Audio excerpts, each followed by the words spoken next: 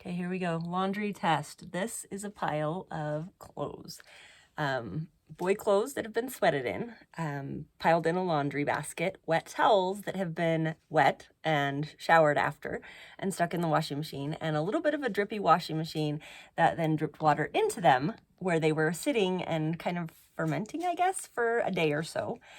And then my daughter needed to wash her clothes, so I took them all out and I put them in a basket last night so she could wash hers first, and then I forgot about them. So they've been sitting here wet and nasty for a very long time, and they don't smell so good. So we're gonna give this the ultimate laundry test, and I can't stand like that. These are my doTERRA Abode Laundy Pods. These they came out fall of 2021, and I have loved them. They seem to get out all the smells. So this is going to be my ultimate laundry test as of late. So I'm going to show you what they look like. If I can open it with one hand. Hang on.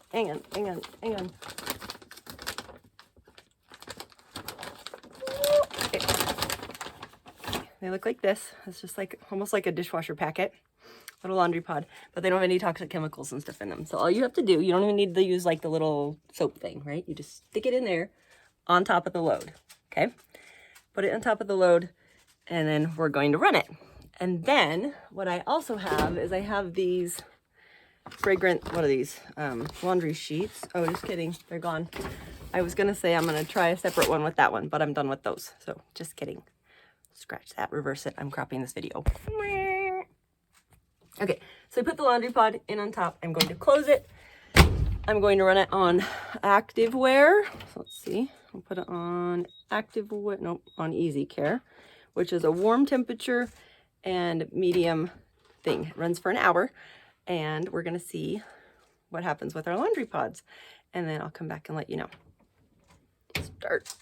Okay, here we go.